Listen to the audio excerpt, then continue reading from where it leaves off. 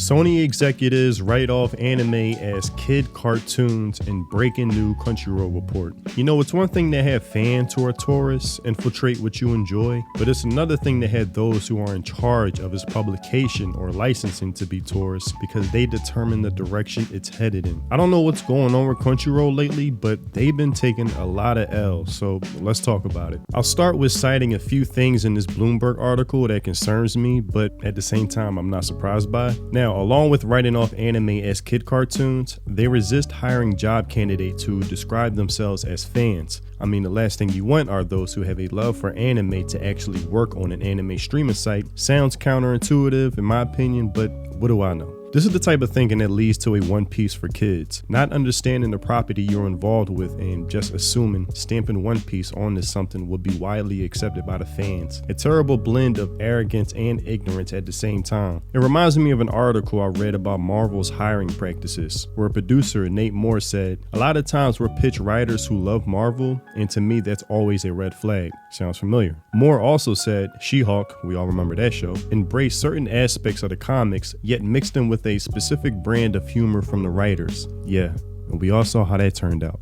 And this is why I believe the popularity of anime will be its own downfall. They say that there's growth in casual anime viewers, but not core anime fans, and that they will tend to watch anime on Netflix or Amazon Prime. And that's the thing with casual fans. They're necessary for growth, but they won't sustain you as a company. They're not loyal, which is why I think it's a mistake to cater to them or make them the main focal point of your service. They're come and go fans, hence casually stepping in and out of whatever interest is popular at the moment. For example, I think From Software has the right approach with their games. I remember Elden Ring coming out with a lot of buzz behind it, but casual fans, like me, quickly realized how hard that shit was. But to the core fans, this wasn't a surprise, but what was expected. And I remember a lot of people, not including me, complaining how hard it was, and casuals and game journalists alike suggested that they should make a difficulty setting. But From Software, knowing their hardcore fans, understood how that would be a mistake, only making sure to cater to the true fans, not the bandwagon fans, which inevitably led to its popularity anyways. They got a whole damn DLC nominated for Game of the Year. They created a meta genre where other studios modeled their games off of From Softwares, describing their games as Souls-like games as a sales pitch. That's what happens when you prioritize the core fans. It keeps your integrity intact and sustains you for years to come. They talk about other streaming sites becoming competition like Netflix, Disney, Amazon Prime, making it hard to license exclusive content, citing how Netflix got access to JoJo's Bizarre Adventure, which was a huge hit for them,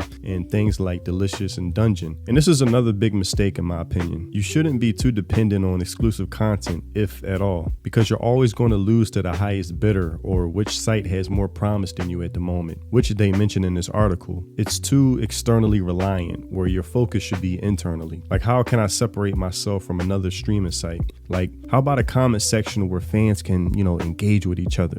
Oh wait, they got rid of that because they don't hire fans, so how would they know what the fans actually want? However, they argue that Netflix and Hulu could broaden the interest in anime and bring more subscribers to them eventually. The problem is this is becoming too costly for the consumer, making them jump around for this season of anime, then switch to another service that has this exclusive anime for another season. The fan loses at the end of the day. They say they created a free ad-supported channel on Roku, which is not very appealing in my eyes. But you know what cuts all of this bullshit out?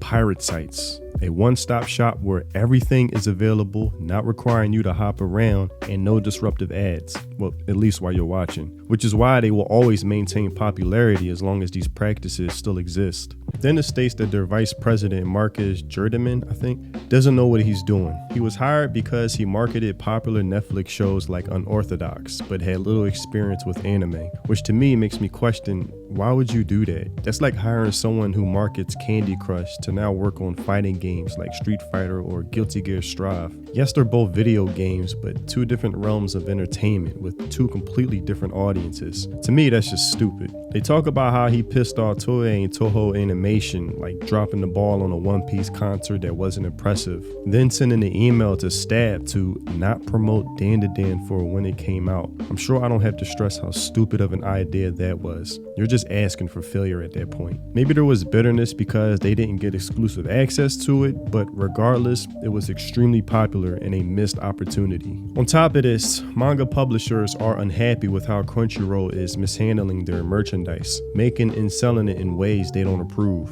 And while on merchandise, it also came out they were opening fan private mail of a popular voice actor and stealing gifts that were intended for him for fans, passing it out to Crunchyroll staff. Like, what the hell is going on at Crunchyroll? But here are some tweets from the voice actor himself. Dear friends, if you sent me anything care of Funimation or Crunchyroll in the last 5 years, I apologize, I didn't get it. I learned yesterday that Crunchyroll opened my private mail, threw away your letters, and passed out any including items to their staff. Dear fellow workers at Crunchyroll, below is a photo of the complete contents of one of the packages addressed to me that was opened and distributed to employees. If you ended up in possession of any of it, I would very much like it returned to me. Now, shout out to him for being extremely professional, but I assume he's about to make a come up because I think this is a federal crime and that settlement could be huge. It also says when it came to merchandise that Sony told Crunchyroll to pull the racier adult manga and toys. I'm sure they mean collectible figurines, which goes to show that they just refuse to give the fans what they want, thinking it might be too offensive, I guess, or offering too much of fan service. But let me tell you, when I was in Japan last August, I was in a store that just sold figurines and they knew exactly what their customer base wanted. Along with some cool action-based figurines, they had what I guess Sony would deem racier, such as 2B from Nair, Mai from King of Fighters, Android 18 looking right, Revy from Black Lagoon, which I contemplated for the longest if I should buy it, but that 34,000 yen was looking steep.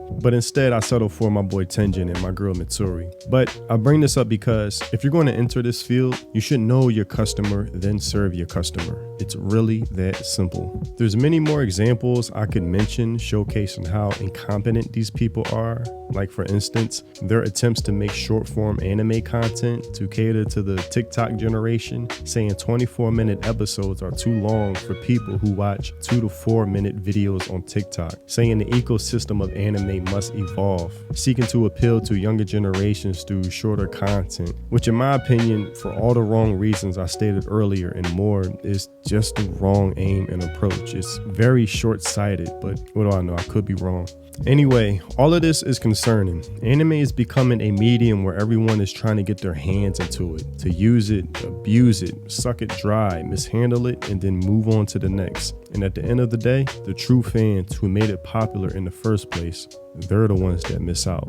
But that's all I have for this video. Tell me what you think in the comment section below. Did you read this article? If you want to read it, I'll leave the link in the description. Tell me your thoughts and opinions on all of this that I just discussed. If you haven't already, check out my music on Spotify, link in the description as well. If you enjoy those Samurai Champloo, lo-fi, mellow boom bap vibes, then my music is definitely for you. Thanks for watching, and I'll see you in the next video.